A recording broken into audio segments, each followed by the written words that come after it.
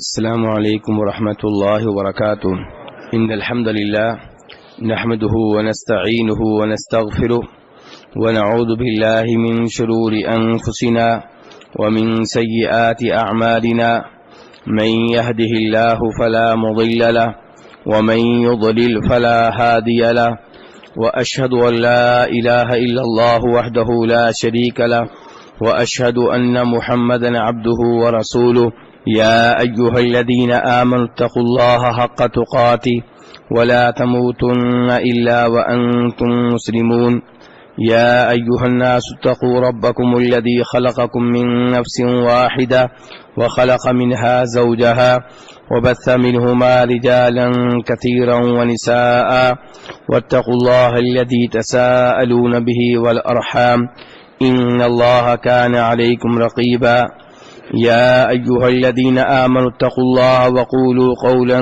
سديدا يصلح لكم أعمالكم ويغفر لكم ذنوبكم ومن يطع الله ورسوله فقد فاز فوزا عظيما أما بعد فإن خير الحديث كتاب الله وخير الهدي هدي محمد صلى الله عليه وسلم وشر الأمور محدثاتها وكل محدثة بدعة وكل بدعة ضلالة وكل ضلالة في النار۔ طالب علم کے آداب پہ گفتگو ہو رہی ہے اور کتاب کے مؤلف نے کافی سارے آداب ذکر کر دیے ہیں۔ ان میں سے پہلا ادب یہ ہے کہ علم لیتے ہوئے، علم حاصل کرتے ہوئے نیت خالص ہو، مقصد رب کی رضا ہو۔ دوسرے نمبر پہ نیت یہ ہو کہ میں اپنے آپ سے اور دوسرے لوگوں سے جہالت کا خاتمہ کروں گا۔ تیسرے نمبر پہ مقصد یہ ہو کہ میں شریعت کا دفاع کروں گا۔ اور چوتھے نمبر پہ کہ وہ مسائل جن میں اختلاف ہے اور اختلاف کی وجہ اجتہاد ہے، ان میں طالب علم کا سینہ کشادہ ہونا چاہیے، کھلا ہونا چاہیے۔ اور اس کے بعد پانچویں نمبر پہ طالب علم کے آداب میں سے ایک ادب یہ ہے کہ جو علم لیا ہے اس پہ عمل کریں۔ جو علم لیا اس پہ عمل کریں، چاہے علم کا تعلق عقیدے سے ہو یا اخلاق سے ہو یا دنیاوی معاملات سے ہو یا عبادات سے ہو، کوئی بھی چیز ہے اس علم پہ آپ عمل کریں۔ کتاب کے مؤلف نے یہ کہا تھا کہ جو چیزیں قرآن و حدیث سے ثابت ہیں وہ دو طرح کی ہیں، یا وہ خبریں ہوں گی، واقعات ہوں گے، یا احکام اور آرڈر ہوں گے۔ جو خبریں ہیں ان میں آپ شریعت کی تصدیق کریں، تائید کریں کہ شریعت نے جو بتایا ہے ماضی کے بارے میں یا مستقبل کے بارے میں بالکل ٹھیک ہے۔ اور جو احکام ہیں ان میں آپ کا رویہ کیا ہوگا کہ آپ نے اس حکم پہ عمل کرنا ہے۔ کتاب کے مؤلف نے یہ کہا تھا کہ صحابہ کرام کا یہی طریقہ کار ہوا کرتا تھا کہ جو بھی بات آپ نے بتا دی فوراً ایمان لے آئے، مان گئے۔ کہتے ہیں وَالصَّحَابَةُ كَانَ النَّبِيُّ صلی اللہ علیہ وسلم يُحَدِّثُهُمْ بِأَشْيَاء قَدْ تَكُونُ غَرِيبَةً وَبَعِيدَةً عَنْ أَفْهَامِهِمْ کہ صحابہ کرام کو نبی علیہ الصلوۃ والسلام کبھی کبھی ایسی باتیں بتاتے تھے جو ان کے ذہنوں میں نہیں آتی تھیں، بعید قسم کی ہوتی تھیں، لیکن وہ آگے سے فوراً مان لیتے تھے، یہ نہیں کہتے تھے کیوں اور کیسے۔ گزشتہ روز مثال دے چکا ہوں کہ یہ کہنا کہ رات کے تھوڑے سے حصے میں، رات کے بیت المقدس بھی گیا ہوں، نبیوں کو نماز بھی پڑھائی ہے، پہلے آسمان پہ بھی گیا ہوں، دوسرے پہ بھی، تیسرے پہ بھی، چوتھے پہ بھی، پانچویں پہ بھی، چھٹے پہ بھی، ساتویں پہ بھی، پھر واپس آیا ہوں، اور یہ سب کچھ رات کے تھوڑے سے حصے میں ہوا، کیا یہ ماننے والی بات ہے؟ بظاہر ماننے والی بات نہیں ہے، لیکن چونکہ اللہ ہر چیز پہ قادر ہیں اور نبی علیہ السلام جو بھی بتائیں اس میں آپ سچے ہیں، اس لیے ہمارا اس پہ ایمان ہے، یہ بات بالکل ٹھیک ہے۔ اگر یہ معاملہ نہ ہو اللہ کا، اللہ کے رسول کا، کوئی اور آدمی یہ بات کرے تو ہم کبھی نہیں مانیں گے۔ تو صحابہ کرام ایسی باتیں سنتے اور فوری طور پہ، اب انہوں نے یہ نہیں کہا یہ کیسے ممکن ہے رات کے تھوڑے سے حصے میں، یہ کیسے ہو گیا، ایسا کوئی سوال انہوں نے نہیں کیا۔ کہتے ہیں بخلاف ما علیہ المتاخرون من هذه الامہ، لیکن اس امت کے، امت محمدیہ کے متاخرین جو ہیں، بعد میں آنے والے جو لوگ ہیں، وہ جب کوئی ایسی حدیث سنتے ہیں تو اعتراضات کی بارش شروع کر دیتے ہیں. نجد الواحد منہم اذا حدث بحدیث عن الرسول صلی اللہ علیہ وسلم وحار عقلہ فی نجدہ یورد علی کلام الرسول صلی اللہ علیہ وسلم الایرادات التي تستشف منها انه يريد الاعتراض للاسترشاد. کہتے ہیں کہ آج اگر کسی کو اللہ کے رسول کی حدیث بتائی جائے اور حدیث ایسی ہو جو اس کی عقل کے لحاظ سے ممکن نہ ہو تو کیا کرتا ہے وہ جناب اللہ کے رسول کی حدیث پہ اعتراض شروع کر دیتا ہے. اور اعتراضات بھی ایسے، اعتراضات کا انداز بھی ایسا جس سے پتہ چل رہا ہوتا ہے کہ یہ اعتراض کرنا چاہتا ہے، بات سمجھنا نہیں چاہتا. کئی دفعہ انسان پوچھتا ہے کیوں، کیسے، بات سمجھنے کے لیے. لیکن عام طور پہ ایسے اعتراض کرنے والے جو سوال کرتے ہیں کیوں، کیسے، انداز سے سمجھا رہی ہوتی، سمجھنا نہیں چاہتا بلکہ ماننا ہی نہیں چاہتا. اصل چکر یہ ہے. کہتے ہیں ایسے لوگوں کو پھر توفیق نہیں ملتی. حتی یرد هذا الذی جاء عن الرسول صلی اللہ علیہ وسلم، پھر ایسے لوگ نبی علیہ السلام کی حدیث کو ریجیکٹ کر دیتے ہیں، مسترد کر دیتے ہیں. لأنه لم يتلقه بالقبول والتسلیم، اور توفیق اسی لیے نہیں ملتی کہ ان لوگوں نے اللہ کے رسول کی حدیث کو قبول نہیں کیا، ماننے سے انکار کر دیا. وَأَضْرِبُ لِذَلِكَ مَثَلًا، کتاب کے مؤلف کہتے ہیں مجھ سے ایک مثال لے لیں آپ. ثبت عن النبی صلی اللہ علیہ وسلم انہ قال، آپ کی حدیث ہے ینزل ربنا الی السماء الدنیا، اللہ تبارک و تعالی آسمان دنیا میں اترتے ہیں. آسمان دنیا کون سا ہے؟ یہ جو ہمارے لحاظ سے پہلا آسمان ہے، یہ کیا آسمان دنیا، کیونکہ ہمارے قریب ہے. حین یبقى ثلث اللیل الاخیر، کب اترتے ہیں اللہ تعالیٰ؟ رات کے آخری پیر میں، رات کے آخری پیر میں. فیقول، تو اللہ تعالیٰ کہتے ہیں من یدعونی فاستجیب له، کون ہے جو مجھ سے دعا کرے میں اس کی دعا کو قبول کروں. من یسألنی فاعطی، کون ہے جو مجھ سے سوال کرے میں اسے عطا کروں. من یستغفرنی فاغفر له، کون ہے جو مجھ سے گناہوں کی معافی مانگے میں اس کو معاف کر دوں. اب اس حدیث کو امام بخاری نے بھی روایت کیا اور امام مسلم نے بھی. حدیث کے دو بڑے اماموں نے جن کی بیان کردہ حدیث شک و شبہ سے بالا تر ہیں. هذا الحدیث حدث به النبی صلی اللہ علیہ وسلم، کتاب کے مؤلف کہہ رہے ہیں یہ حدیث اللہ کے رسول نے بیان کی. وهو حدیث مشہور، یہ مشہور ترین حدیث ہے. بل متواتر، بلکہ یہ متواتر ہے. اسے بیان کرنے والے لوگ بہت زیادہ ہیں اور ہر مرحلے میں بہت زیادہ ہیں. ولم يرفع احد من الصحابة لسانه ليقول يا رسول الله كيف ينزل وهل يخلو من العرش ام لا وما اشبه ذلك. یہ حدیث صحابہ کرام نے سنی لیکن کسی نے اپنی زبان نہیں کھولی، کسی صحابی نے یہ نہیں کہا اللہ کے رسول اللہ تعالیٰ کیسے اترتا ہے. کیا اللہ تعالیٰ جب آسمانی دنیا پہ اترتے ہیں تو عرش جو ساتویں آسمان سے اوپر ہے کیا وہ اللہ سے خالی ہو جاتا ہے؟ ایسا سوال صحابہ کرام نے نہیں کیا.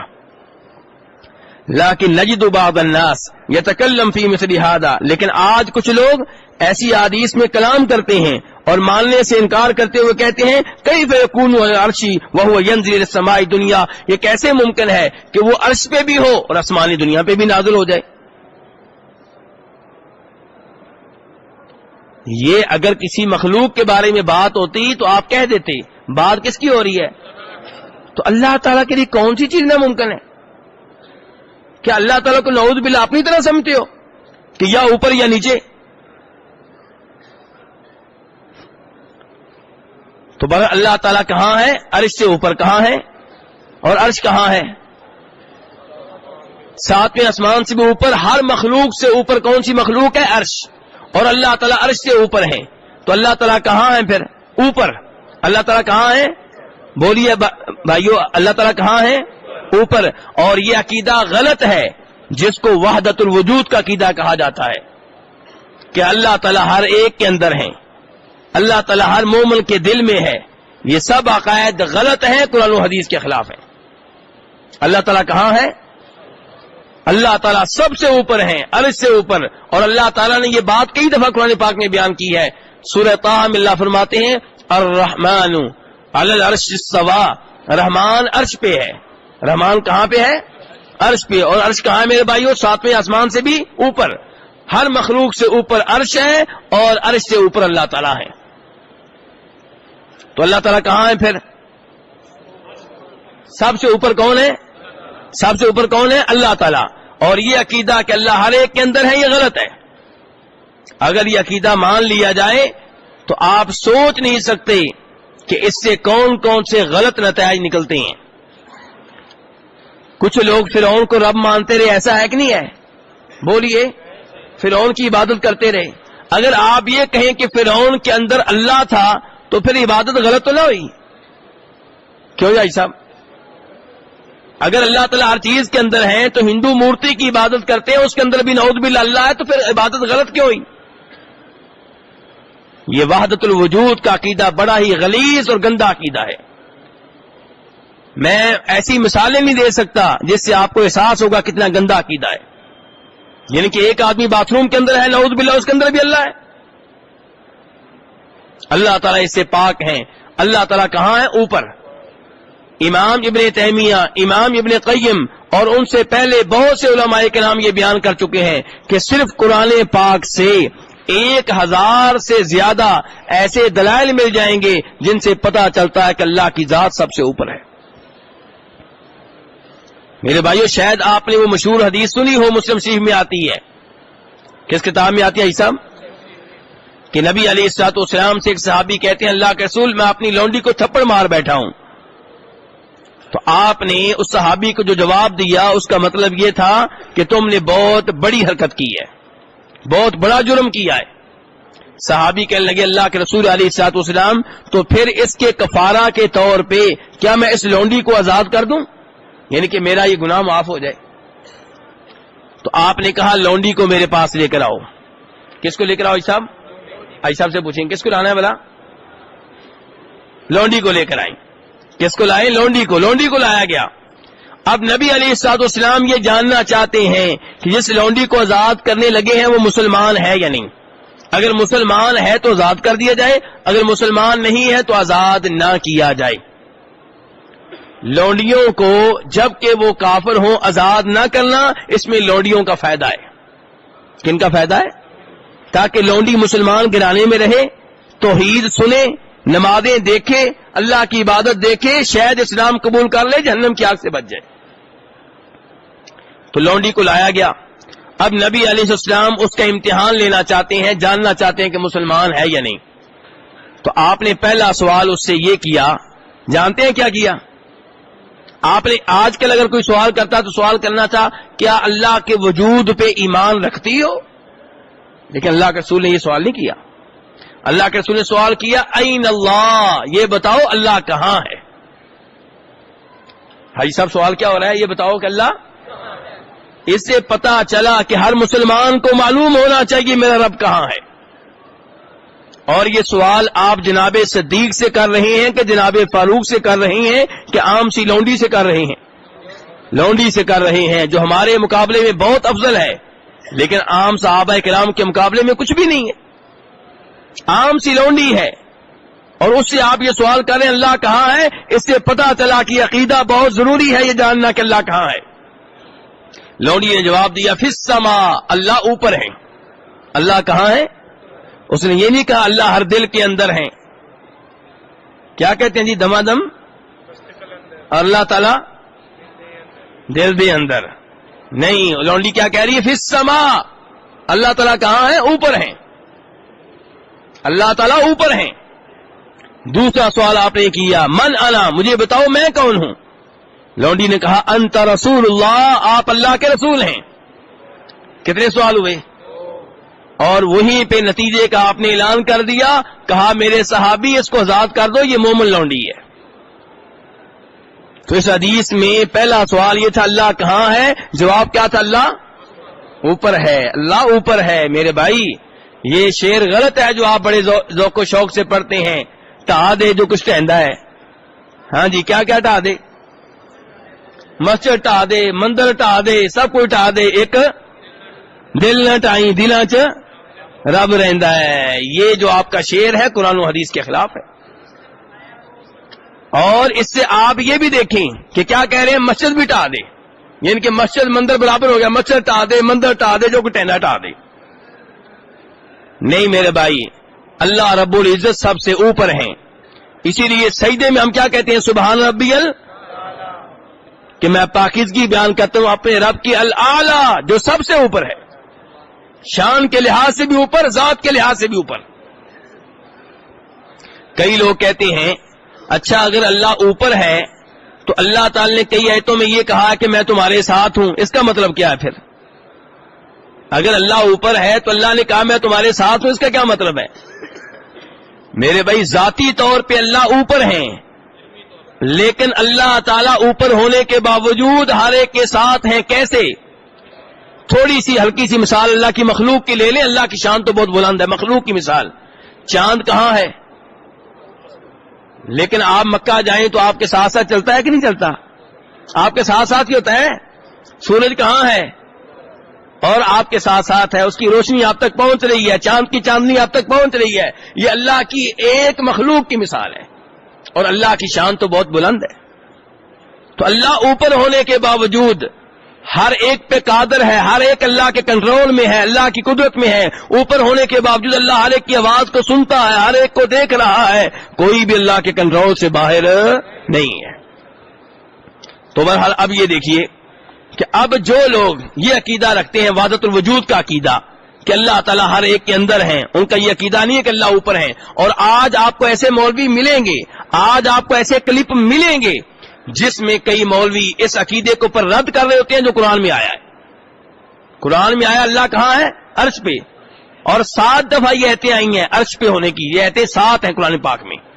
اور وہ کیا کہیں گے؟ اچھا یعنی کہ وہ اعتراض ہمارے اوپر ایسے کریں گے جیسے عقیدہ ہم نے نکالا ہے. عقیدہ تو اللہ بیان کر رہا ہے، وہ ہم پہ اچھا اگر اللہ عرش کے اوپر ہے تو جب عرش نہیں تھا اللہ کہاں تھا؟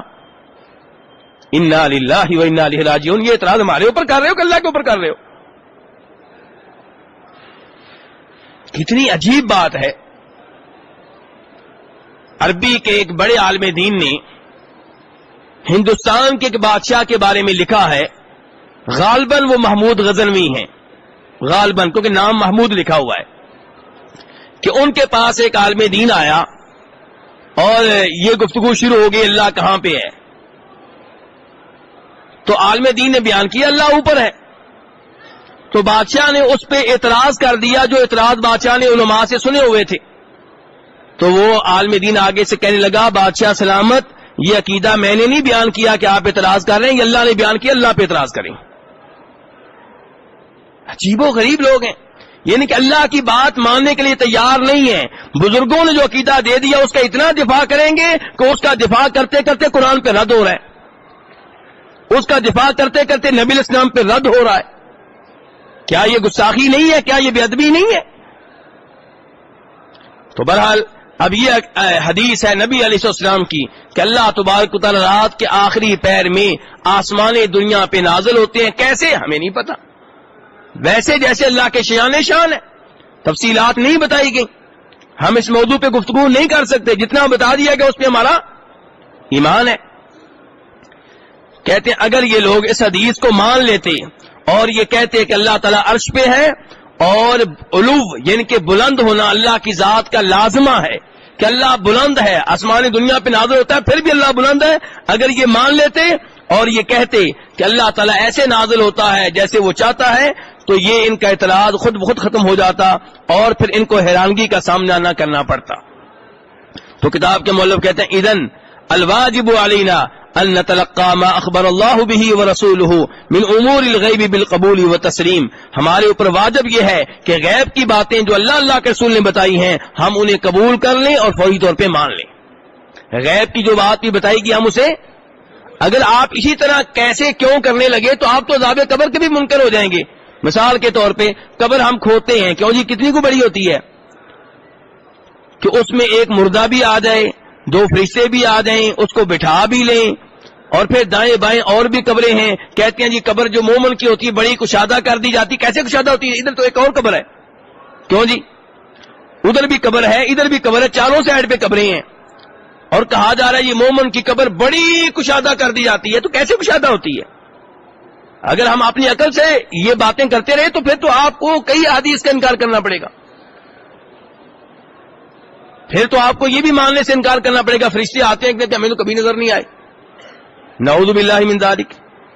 تو اس لیے آپ اپنا عقیدہ بنا لیں کہ جو بات اللہ کے رسول نے کہی ہے اور ثابت ہو جائے کہ آپ نے کہی ہے اس پہ آنکھیں بند کر کے ایمان لے آنا ہے.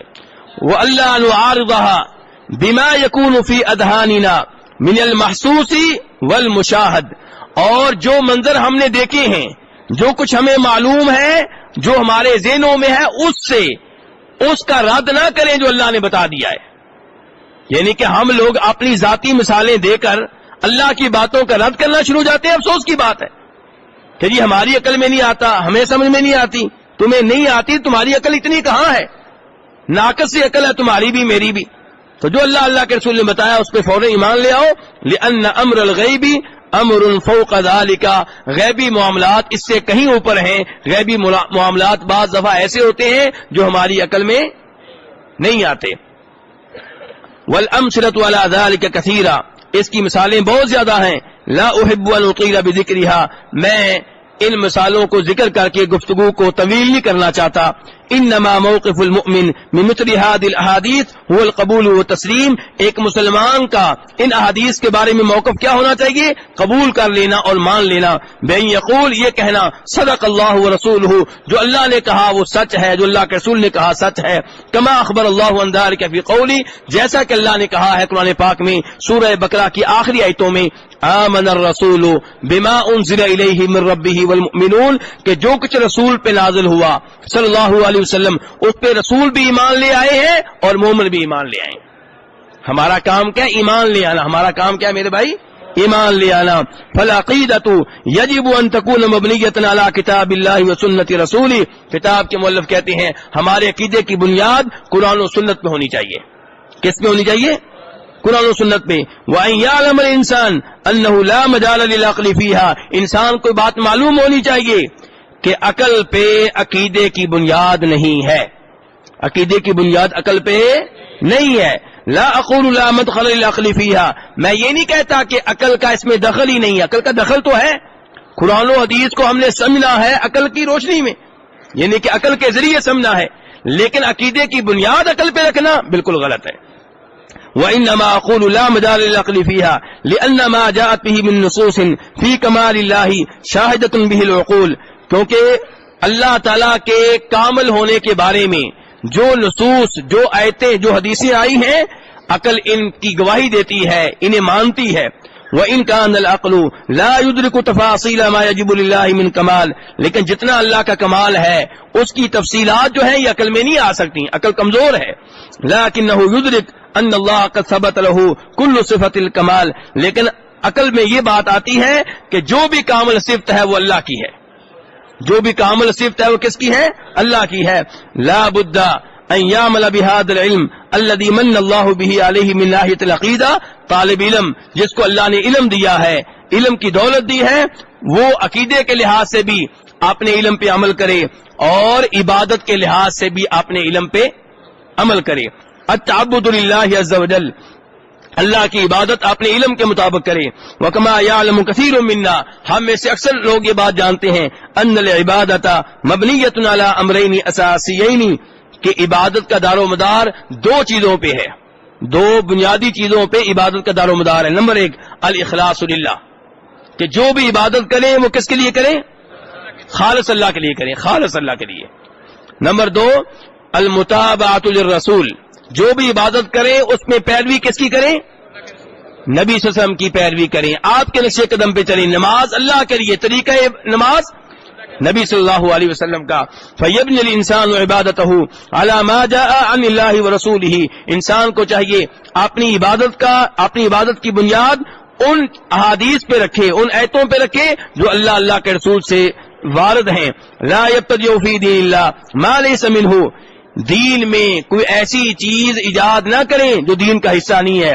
لا فی اصل العبادہ ولا فی وصفہا، نہ کوئی نئی عبادت دین میں داخل کریں اور نہ پہلے سے موجود عبادت کو نئی شکل دیں.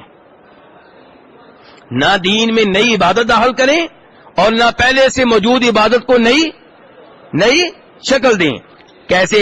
کہتے ہیں وَلِهَذَا نقول، ہم اسی لیے کہتے ہیں لا بد فی العبادۃ ان تکون ثابتۃ بالشرع فی ہیئتها وفی مکانها وفی زمانها وفی سببها، لا بد ان تکون ثابتۃ بالشرع فی هذه الامور كلها، کہ عبادت شریعت سے ثابت ہونی چاہیے، تفصیلات کے لحاظ سے بھی، کس لحاظ سے بھی؟ تفصیلات کے حساب سے بھی، اور کیفیت کے اعتبار سے بھی، جگہ کے اعتبار سے بھی، زمانے کے اعتبار سے بھی، سبب کے اعتبار سے بھی، ان تمام امور میں عبادت ثابت ہونی چاہیے۔ آئیے چند مثالیں لیتے ہیں ذرا۔ تہجد کی نماز پڑھنا ثابت ہے نبی علیہ السلام سے؟ جی بالکل ثابت ہے، ایسے ہی ہے۔ 27ویں رجب کو، کون سی تاریخ بتا رہا ہوں؟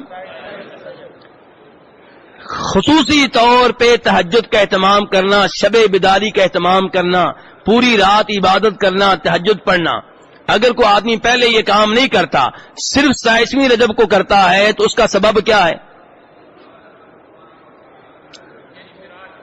سبب یہ ہے کہ یہ وہ رات ہے جس رات اللہ کے رسول کو معراج ہوا تھا۔ پہلی بات یہ ہے کہ یہ چیز قرآن و حدیث سے، صحابہ کرام سے ثابت نہیں ہے کہ معراج اس رات کو ہوا تھا۔ کب ہوا تھا اللہ بہتر جانتے۔ معراج پہ ہمارا ایمان ہے، معراج ہوا ہے اس پہ ایمان ہے، کس تاریخ کو ہوا یہ تاریخ معلوم نہیں ہے۔ ہم فرض کرتے ہیں کہ یہ تاریخ، یہ رات ہمیں معلوم ہوگی، چلو جی معلوم ہوگی 27ویں رجب ہے، 2 منٹ کے لیے ہم مان لیتے ہیں۔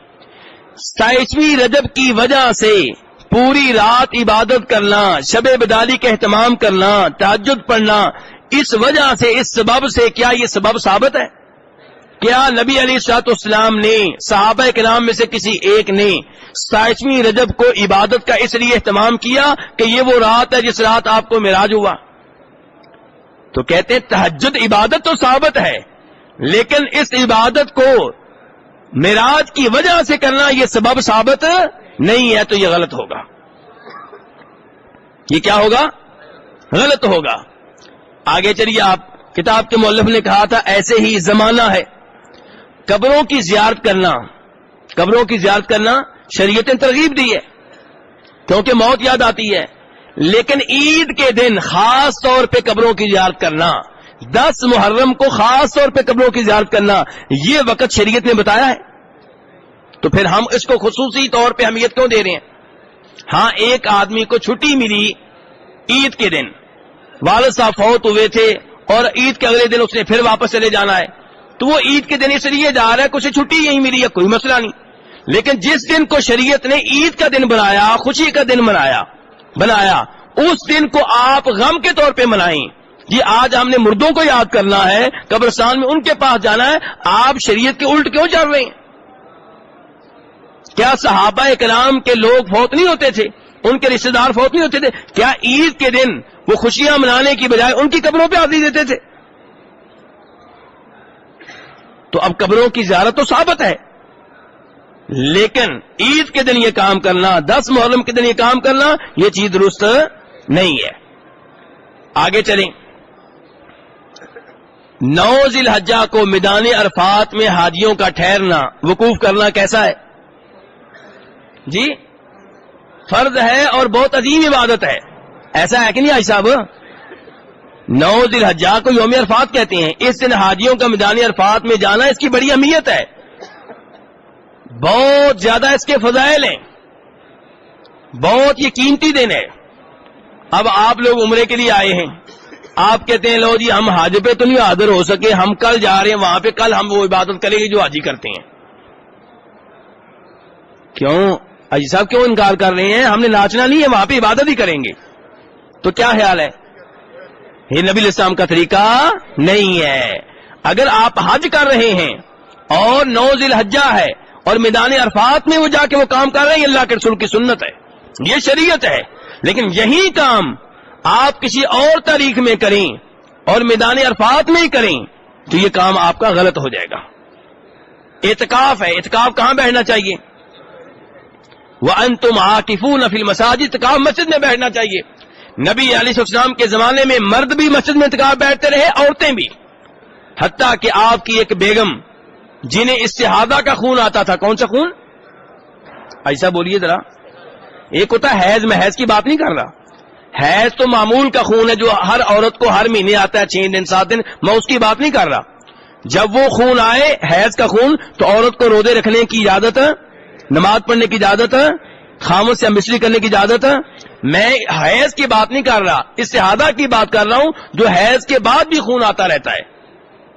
اس خون میں عورت نے نمازیں بھی پڑھنی ہیں، روزے بھی رکھنے ہیں، خامد سے مصری بھی کر سکتی ہے اور اعتکاف بھی بیٹھ سکتی ہے، مسجد میں بھی آ سکتی ہے، کیونکہ یہ استحاضہ کا خون ہے، حیض کا نہیں ہے. لیکن خون تو ہے نا، خون تو نکل رہا ہے نا.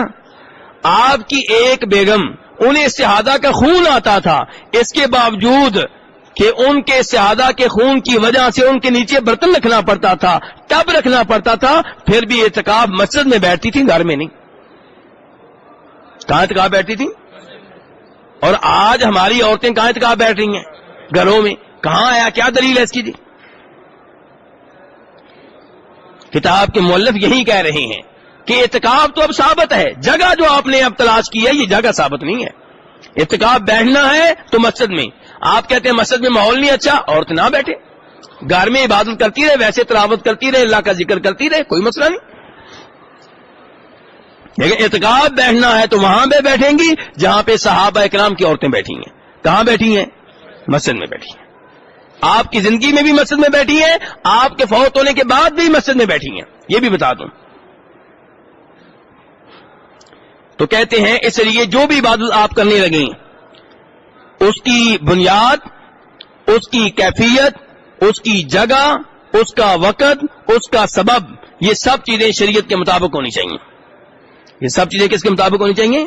شریعت کے مطابق ہونی چاہیے.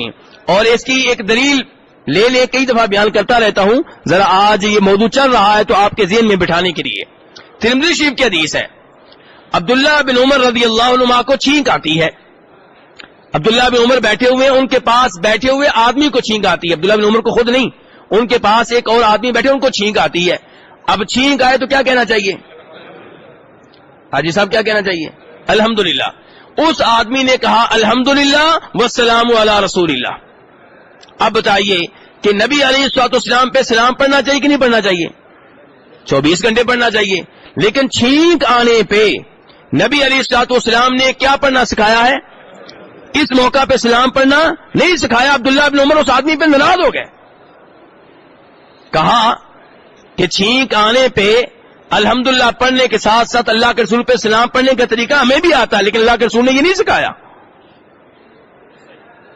میرے بھائی غور کریں، دین کے اوپر غور کریں ذرا.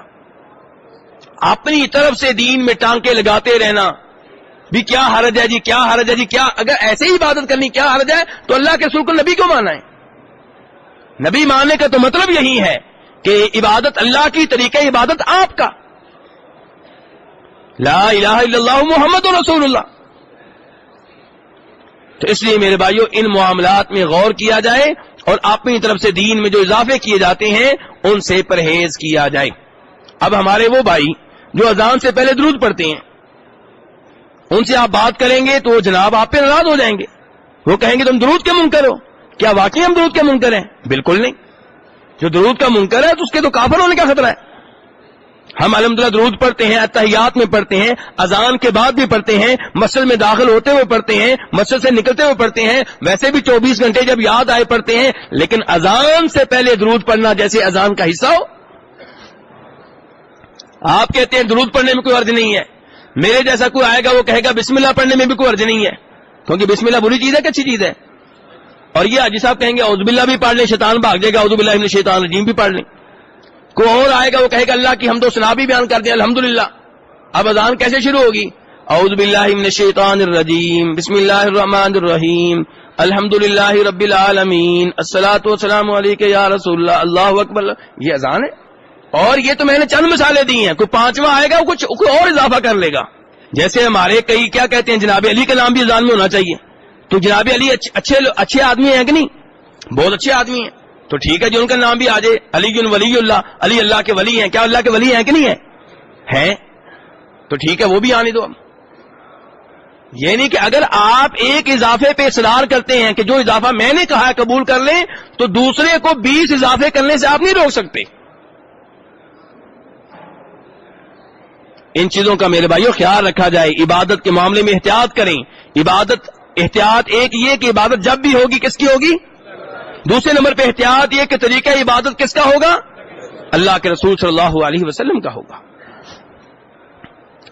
تو کتاب کے مؤلف کہتے ہیں فلو ان احدا اثبت شيئا من الاسباب لعبادة تعبد الله بها دون دلیل رددنا علیہ ذلك. اگر کوئی آدمی کسی ایسی عبادت کے لیے جو عبادت وہ اللہ کی کر رہا ہے کوئی ایسا سبب ثابت کرتا ہے جس کی دلیل نہیں ہے تو ہم اس سبب کو ریجیکٹ کر دیں گے. مثال کے طور پہ عید منانا نبی علیہ الصلوۃ والسلام کی پیدائش کی وجہ سے. اب دو عیدیں تو ثابت ہیں. ایک عید فطر ہے روزوں کے بعد, اس کے پیچھے روزے ہیں. دوسری قربانی کی عید ہے. اب ایک تیسری عید آپ کے یوم پیدائش کی وجہ سے اس سبب سے عید, تو یہ سبب شریعت سے ثابت نہیں ہے. نبی علیہ الصلوۃ والسلام ہم سب کے محبوب ہیں. جو آپ سے محبت نہیں کرتا بلکہ ہر ایک سے بڑھ کر محبت نہیں کرتا اللہ کی ذات کے بعد, اس کا ایمان خطرے میں ہے. ہمیں اللہ کے فضل و کرم سے آپ سے محبت ہے, اپنے والدین سے بڑھ کر, اپنی اولاد سے بڑھ کر, اپنے مال سے بڑھ کر, اپنی جان سے بڑھ کر, ہر چیز سے بڑھ کر. لیکن اس کا مطلب یہ کہ آپ کا نام استعمال کر کے آپ کے دین کو بگاڑا جائے, آپ کے دین میں تبدیلیاں کی جائیں, آپ کے دین میں اضافے کیے جائیں, نہیں, اس کی اجازت نہیں ہے. تو کتاب کے مؤلف کہتے ہیں اگر کوئی کسی نئے سبب کی وجہ سے کوئی عبادت نکالے گا تو ہم کہیں گے کہ یہ غیر مقبول ہے. لأنه لا بد ان يثبت بأن هذا سبب لتلك العبادة. یہ چیز ثابت ہونی چاہیے کہ یہ سبب جس کی وجہ سے آپ عبادت کہہ رہے ہیں یہ سبب شریعت سے ثابت ہے. وإلا فليس مقبول منه, ورنہ یہ قابل قبول نہیں ہوگا. ولو ان احدا شرع شيئا من العبادات, اگر کوئی آدمی شریعت میں کوئی عبادت لے کر آتا ہے لم یاتی به شرع, جو شریعت میں نہیں ہے, او اتا بشیء ورد به شرع, یا کوئی ایسی عبادت لے کر آتا ہے جو شریعت میں موجود ہے. پہلے نمبر پہ کہا کہ ایسی عبادت لے کر آتا ہے جو موجود ہی نہیں ہے. دوسرے نمبر پہ ایسی عبادت لے کر آتا ہے جو شریعت میں موجود ہے لیکن نئی شکل کے ساتھ, نئی شکل و صورت کے ساتھ, یعنی کہ نئی کیفیت کے ساتھ یا نیا زمانہ. قلنا انہا مردودۃ علیک, ہم کہیں گے یہ رد ہے, ریجیکٹ ہے, ہم نہیں مانتے. اب دیکھ لیں اس کی مثال, تیجا, 7واں, 40واں برسی, یہ چیزیں جو ہیں تیجے کے دن کیا کرتے ہیں لوگ, تلاوت کرتے ہیں, اللہ کا ذکر کرتے ہیں, کھانا تقسیم کرتے ہیں. اب بتائیں ان میں سے کون سی چیز غلط ہے؟ بظاہر کوئی بھی غلط نہیں ہے, ایسا ہے کہ نہیں ہے؟ نہ قرآن پاک پڑھنا غلط ہے, نہ کھانا کھلانا غلط ہے. لیکن میت کے فوت ہونے کے تیسرے دن یہ دن مقرر کر کے لوگوں کو اکٹھا کر کے کھجور کی گٹھلیاں اکٹھی کر کے چنے کے دانے اکٹھے کر کے ذکر کرنا یا قرآن پاک پڑھنا, سپارے تقسیم کرنا, پورا قرآن پاک ختم کروانا, اور پھر یہ ایک نئی چیز بنا لی گئی ہے. تو یہ چیز جو ہے میرے بھائیوں یہ ثابت نہیں ہے. لأنه لا بد ان تكون العبادة مبنية على ما جاء به الشرع, عبادت کی بنیاد اس چیز پہ ہونی چاہیے جو شریعت سے آئی ہے.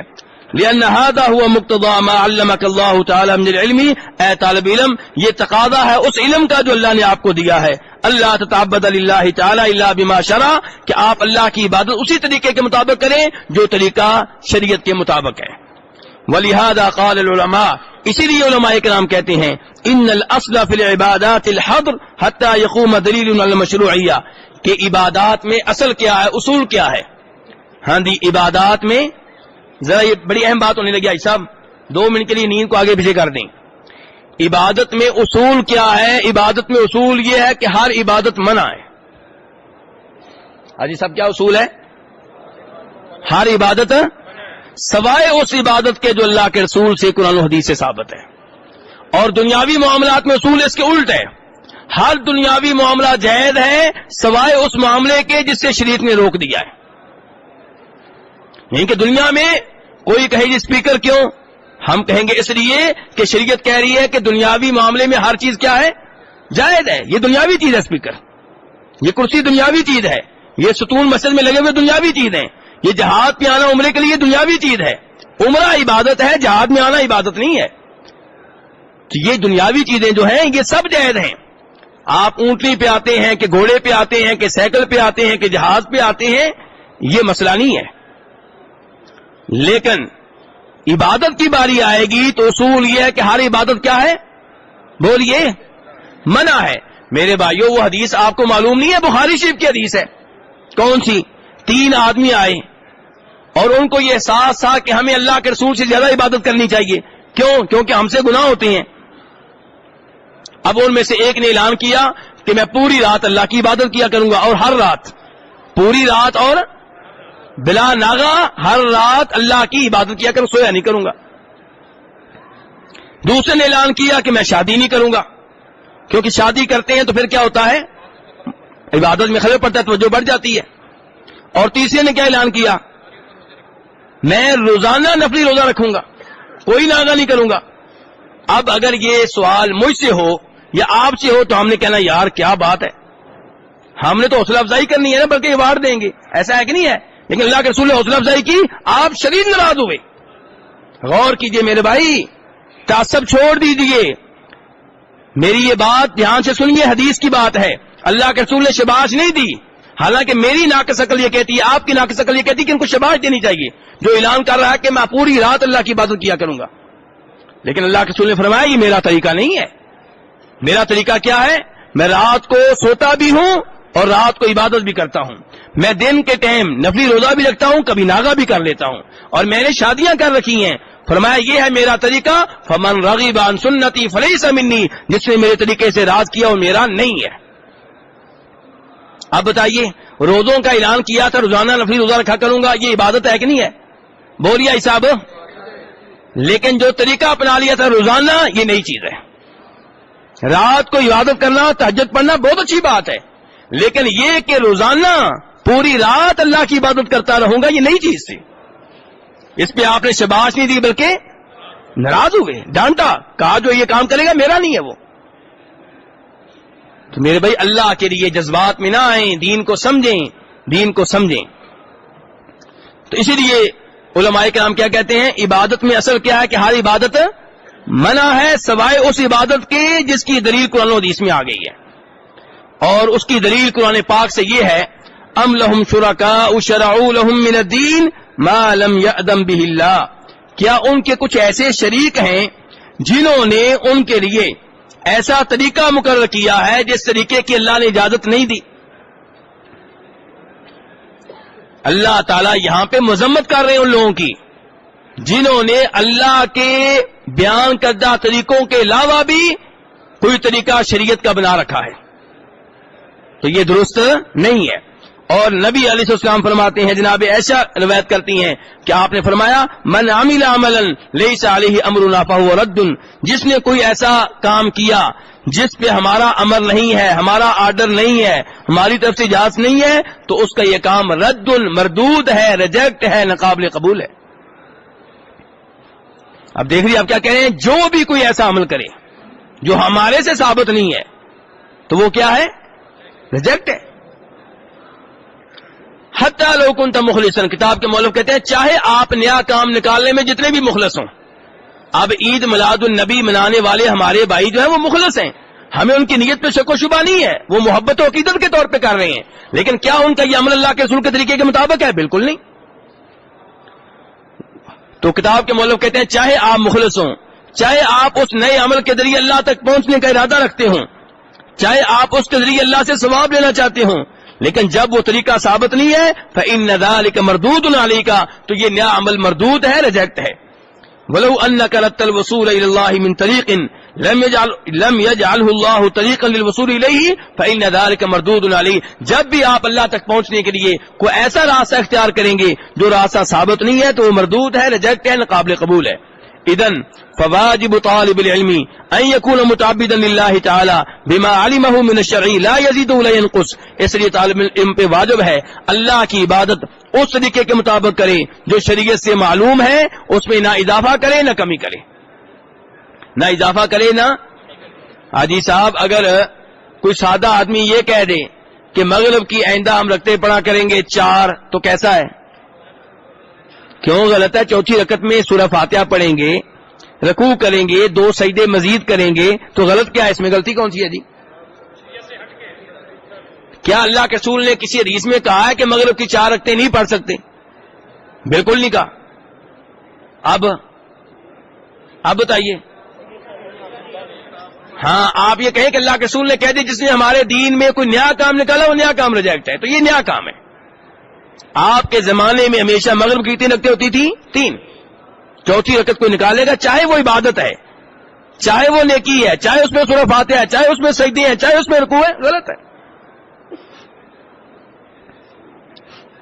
تو کہتے ہیں لا يقول ان هذا الامر الذي اريد ان اتعبد لله به امر تسكن الیہ نفسی ویطمئن الیہ قلبی وینشرح به صدری. آپ یہ نہ کہیں کہ جو میں جو کام کر رہا ہوں اس پہ میرا دل مطمئن ہے. آپ کا دل معیار نہیں ہے. یہ نہ کہا کریں کہ میں یہ جو کام کر رہا ہوں جس کو تم غلط کہہ رہے ہو میرا دل مطمئن ہے. تمہارے دل کی کیا حیثیت ہے؟ کہتے ہیں ایسے آپ نہ کہیں حتی لو حصل هذا فلیزنها بمیزان شرعی. آپ اس کو تولیں شریعت کے ترازو میں، اپنے دل کے ساتھ نہ تولیں. کس کے ساتھ تولیں؟ شریعت کے ترازو میں تولیں. فإن شهد الكتاب وسنة لها بالقبول فعلى العين والرأس. اگر شریعت اس کی تائید کرے تو سر آنکھوں پہ، وإلا فإنه قد يزين له سوء عملی. اور اگر شریعت میں اس کی تائید نہ ملے تو یاد رکھیں کہ یہ برا عمل ہے جو آپ کے لیے خوبصورت بنا دیا گیا ہے. اور اللہ تعالی نے قرآن میں کہا ہے، سورہ فاطر میں کہا ہے أَفَمَنْ زُيِّنَ لَهُ سُوءُ عَمَلِهِ فَرَآهُ حَسَنًا. وہ شخص جس کے لیے اس کا برا عمل خوشنما بنا دیا گیا وہ اسے اچھا سمجھتا ہے، یہ اس کی طرح ہو سکتا ہے جو ایسا نہیں ہے؟ بالکل نہیں ہو سکتا. تو شیطان ہمارے سامنے برے اعمال کو خوبصورت بنا کے پیش کرتا ہے. كَذَلِكَ لَا بُدَّ أَن يَكُونَ عَامِلًا بِعِلْمِهِ. تو کتاب کے مؤلف اب تک کہہ چکے ہیں کہ آپ اپنے علم پہ عمل کریں، عقیدے کے معاملے میں بھی، نمبر 2 عبادت کے معاملے میں بھی، اب کہہ رہے ہیں اخلاق کے معاملے میں بھی، لوگوں کے ساتھ لین دین کے معاملے میں بھی. والعلم الشرعی يدعو الى كل خلق فاضل من الصدق والوفاء ومحبت الخير المؤمنین. شرعی علم کا تقاضا یہ ہے کہ آپ ہر اچھا اخلاق اپنا لیں، سچ بولنا، وفا کا مظاہرہ کرنا، مومنوں کے لیے خیر چاہنا، کسی کے لیے برا نہ سوچنا.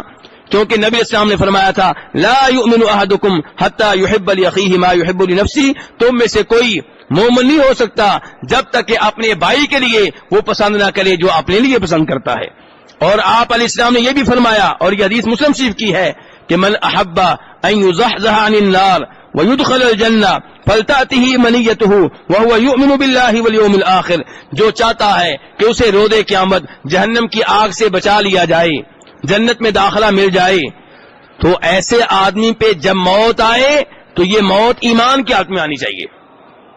اللہ پہ بھی ایمان ہو، آخرت پہ بھی ایمان ہو، اور آپ کا ان دنوں عقیدہ یہ ہو کہ آپ لوگوں کے لیے وہ پسند کریں جو اپنے لیے پسند کرتے ہیں. اور ہم میں سے بہت سے لوگ کتاب کے مؤلف کہتے ہیں بڑی غیرت والے ہیں، بڑی خیر خواہ ہیں، لیکن لوگوں کے ساتھ اخلاق سے پیش نہیں آتے. ان کے پاس شدت ہے، سختی ہے، حتیٰ کہ اللہ کے دین کی دعوت دیتے ہوئے بھی ہم دیکھتے ہیں کہ وہ سختی کو استعمال کرتے ہیں، اور یہ اس اخلاق کے خلاف ہے جس اخلاق کا اللہ نے حکم دیا ہے. آپ یہ بات جان لیں کہ اچھا اخلاق ان اعمال میں سے ایک ہے جن کی وجہ سے اللہ کا قرب ملتا ہے. اور نبی علیہ الصلوۃ والسلام کے سب کے نزدیک، نبی علیہ السلام کے قریب سب سے زیادہ وہ ہوگا روز قیامت جو اخلاق میں اچھا ہوگا. کیونکہ آپ نے فرمایا ہے ان من احبکم الی واقربکم منی مجلسا یوم القیامہ احاسنکم اخلاقا وان ابغضکم الی وابعدکم منی یوم القیامہ الثرثارون والمتشدقون والمتفیحقون. آپ نے فرمایا مجھے سب سے زیادہ محبوب لوگ وہ ہیں. یہ کون کہہ رہے ہیں؟ کیا کہہ رہے ہیں؟ مجھے لگتا ہے آپ سوئے ہوئے ہیں. کیوں جائی صاحب؟ اللہ کے رسول کیا کہہ رہے ہیں؟ کہہ رہے ہیں مجھے سب سے زیادہ محبوب شخص وہ ہے اور میرے سب سے زیادہ قریب شخص وہ ہوگا قیامت کے دن جو اخلاق کے لحاظ سے اچھا ہے. کس کے لحاظ سے اچھا ہے؟ اور فرمایا مجھے سب سے زیادہ نفرت جس سے ہے اور جو مجھ سے زیادہ دور ہوگا قیامت کے دن وہ ہوگا جو کثرت سے کلام کرنے والا، ہر وقت بک بک کرنے والا، ٹر ٹر کرنے والا. اور فرمایا باتیں کھول کر دوسروں کا مذاق اڑانے والا اور تکبر کرنے والا. تکبر کرنے والے، باتیں کھول کھول کر دوسروں کا مذاق اڑانے والے، اور فرمایا کثرت سے کلام کرنے والے، فضول گفتگو کرتے چلے جا رہے، لوگوں کو انصار ہیں، یہ نہیں پتا کہ فرشتے کیا لکھ رہے ہیں، ان کی گناہ نوٹ کر رہے ہیں. اس کے خلاف بات، اس کے خلاف اور لطیفے ایسے سنائیں گے جو اللہ کے خلاف ہوتے ہیں یا اللہ کے رسول کے خلاف ہوتے ہیں یا قرآن کے خلاف ہوتے ہیں یا شریعت کے خلاف ہوتے ہیں، اور ہم ایسے لطیفوں پہ ہنستے ہیں۔ ایک دفعہ کسی نے کوئی کلپ بھیجا، اس میں وہ لطیفہ سنانے والا کہہ رہا تھا عورتوں کا ذکر کرتے ہوئے کہ عورتیں جو ہوتی ہیں یہ میک اپ کر کے فرشتوں کو بھی دھوکہ دے لیتی ہیں، موت کا فرشتہ آتا ہے پہچان نہیں پاتا۔ تو مذاق ہے شریعت کا، کیا ایسا ممکن ہے؟ تو ایسی چیزوں سے بچنا چاہیے، اللہ تعالیٰ عمل کرنے کی توفیق عنایت فرمائے۔ اب میرے بھائی آپ کے سوالوں کی جانب آتے ہیں۔ طالب